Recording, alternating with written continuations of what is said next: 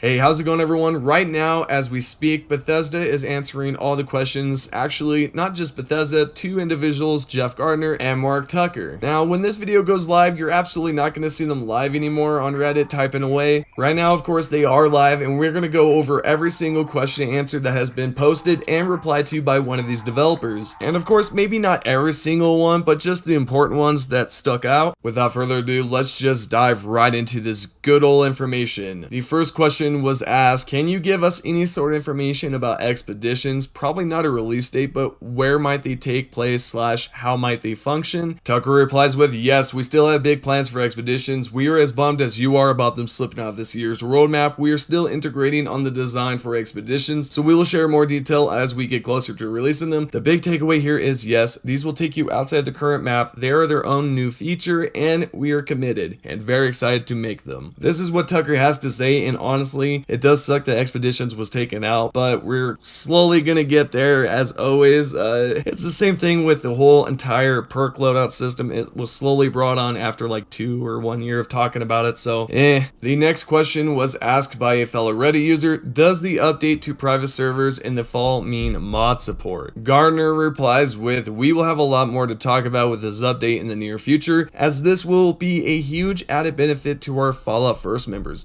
To give a hint, think server settings. As Jeff has mentioned, think server settings. If I had my best guess, I'm gonna possibly say something like Halo, when you were able to adjust certain things within the Forge. So possibly you might be able to spawn tons of super mutants, or maybe perhaps adjust the gravity, speed, and whatnot, maybe the weather. I don't know. That's a possibility, and that's my best guess if I had to say if there's no mods involved with this. Now moving on, the next question was asked by a fellow Reddit user, are new allies being worked on? Jeff Gardner replies with, we are working on new allies, no set estimated arrival time yet, but they're coming. And this is just the beginning. We plan on continuing to build on this future far into the future. If any of you were actually curious about more allies, well, there you go. Your possibilities are gonna be there, but there's no estimated arrival time, so when will it come? Who knows? As for these next 3 questions, the developer only answered one of them, so we'll just read that one. This Reddit user wanted to know, will Mischief Night be fixed for this year? Me and a lot of other players really want to enjoy this event. Jeff Gardner replies with, the team is rethinking how we're approaching the Halloween events, as we know how exciting they are to fans and in service to the Fallout lore. Unfortunately, Mischief Night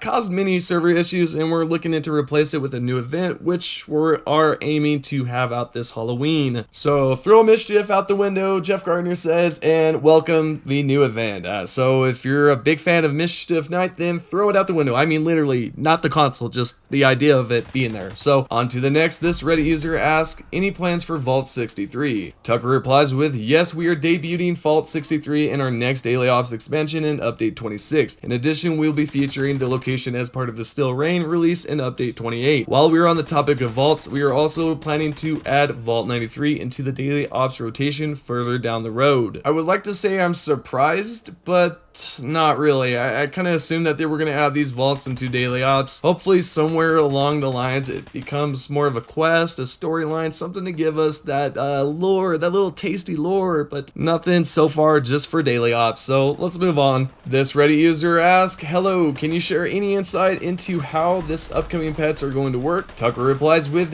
we have some fun things in works for pets. Over time, we want to provide a wide variety of different types of pets that you can customize and have both in your camps and shelters. Initially, we will offer up dogs, expand to cats, and then go from there. Suggestions for these other types of pets are welcome. Alrighty, so hide your dogs, hide your cats, hide your wives. These people are going after them all. I don't know. But anyways, they said they're offering up dogs, cats, and all that, so eventually you'll be able to use those within your shelters and, of course, your camps. This next Reddit user asks, are we ever going to get a shared storage / scrap box between characters? Even a limit one would be fine. Jeff Gardner replies with, great idea.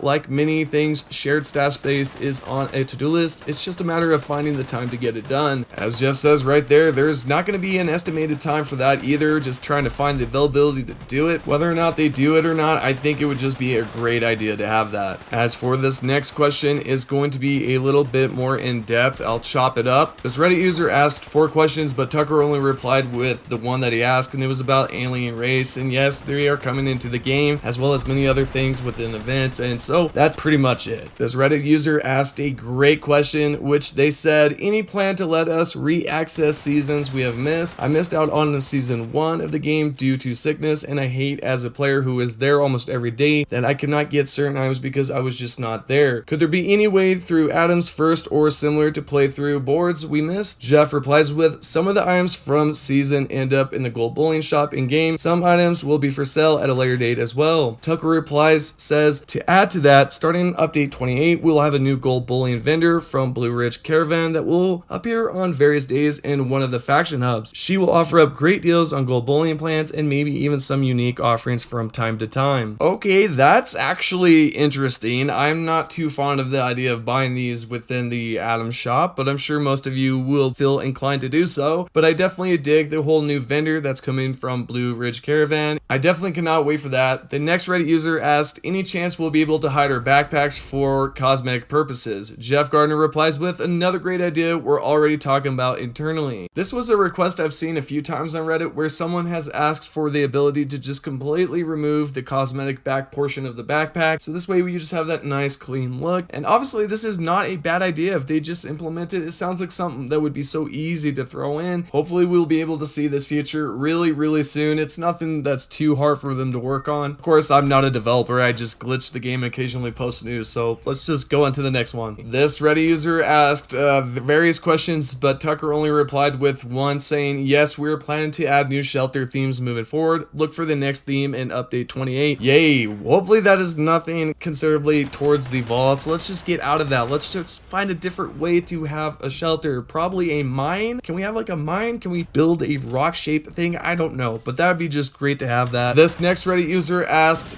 what is the goal with season unlimited ranks? How is this planned to work? Jeff Gardner replies with, it's a non-randomized repeating track of things like lunchboxes, script, gold bullion, etc. Well, okay, Jeff, dang, I was expecting maybe some other stuff, but this is good. You get some stuff, lunchbox, scripts, gold bullion. I would have primarily only enjoyed the gold bullion aspect of it all, but you can throw in the lunchboxes, sure. We are heading down to the last few questions. This Reddit user says, do you plan to add the alien blaster to the legendary drop pool or make it craftable? Is there any chance to have new mods for weapons in the future? Tucker replies with, yes, as part of the legendary crafting update, we are planning to add new mods and make balance improvements to some of the weaker, less used mods. Also expect even more new mods with the release of 4-star legendaries in update 32. This is great that Tucker took the time to reply to this user because I absolutely wanted to know the same thing if we were receiving any type of new mods, and especially for anything like the melee weapons because a few of them do not have any. And last but not least, this is the final question I absolutely have to share. This user from Reddit says, is there a particular reason we've had so very few new character customization options released on the Atomic Shop so far, such as hairstyle, tattoos, beards, etc.? Can we expect a much needed expansion to 76 social features in the future? When it comes to season 3, would it be possible to have season themes that are based on broader aspects of the Fallout lore? Jeff Gardner replies with, honestly, yes, they have a largely negative effect on in-game performance and they're hard to make. That said, I'd still like to add more in the future if we can solve the technical problems related to them. Second, social features are critical to the future of Fallout 76. It's still too early to discuss details, but yes, we're going to add new functionality in the future. Third, we're open to all of these ideas. We've had fun with this season so far, but more traditional themes are on the table for the future. Ah, man, all I have to say about that first one is that sucks because there's a lot of games out here that actually can use multiple things like that, accessories and whatnot, and nothing affects the performance, but dang, I definitely do not see anything new coming to the shop when it comes to these accessories such as tattoos or hairstyles or whatnot. That's an absolute downer because of what affects the performance, and they can't figure it out, so if they can't figure it out, then no one can. So let's just leave it with that. Well, this is it for me. Hopefully I did not take up too much of your time. This is going to be a lengthy video by the time it uploads, so I'm gonna head on out of here so I do not take up any more of your time. Have a great day, guys. Can't wait to see you on the next one. Peace.